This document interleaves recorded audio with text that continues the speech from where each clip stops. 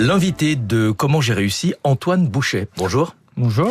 Merci d'être avec nous. Vous êtes le cofondateur de Huggy. Vous proposez des produits du quotidien en grand format, par exemple du liquide vaisselle en bidon de 5 litres, des jus de fruits en pack de 3 litres, du gel lavant pour bébé en bidon de 5 litres également. Pourquoi ce choix? Pourquoi est-ce que vous avez choisi de sortir des formats habituels qu'on trouve dans les magasins?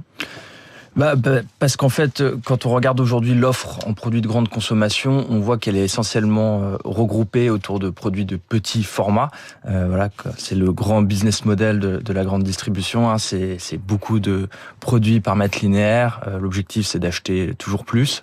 Et nous, on s'est dit que finalement, il fallait peut-être revenir un peu aux fondamentaux, proposer des formats professionnels à des prix plus proches des professionnels pour les particuliers.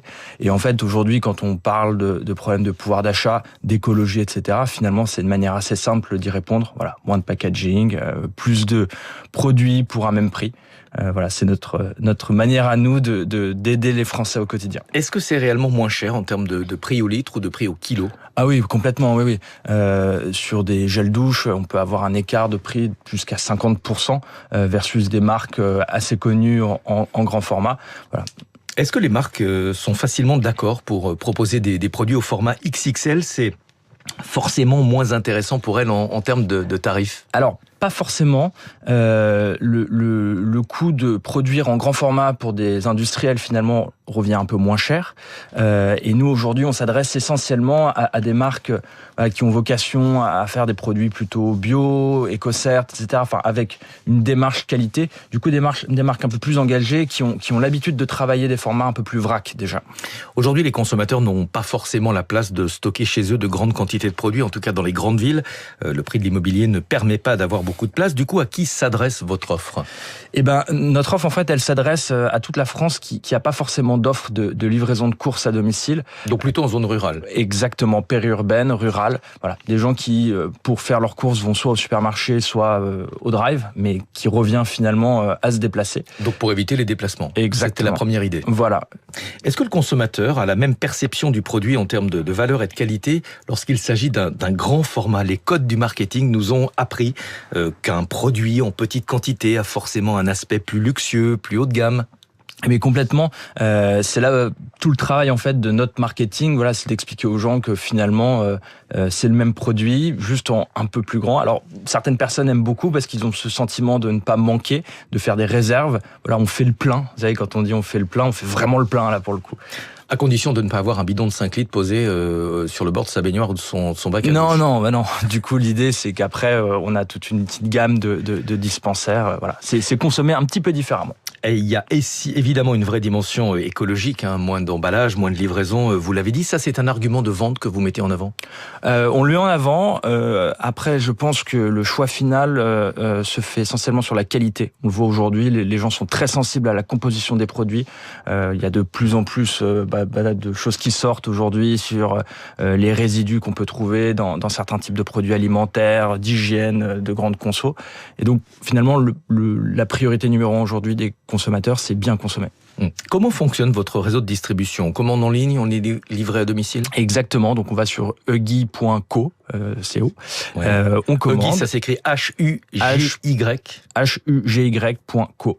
Voilà, on commande, on se fait livrer en 2-3 jours ouvrés partout en France. Pour l'instant, vous avez un nombre de références assez limité. Quels sont vos projets de développement? Là, on va avoir à peu près 150 références. L'idée, c'est de suivre un petit peu les besoins de notre clientèle. Donc, on demande à chaque fois quel produit vous aimeriez retrouver en grand format, parce que forcément, tous les produits ne sont pas compatibles avec le grand format.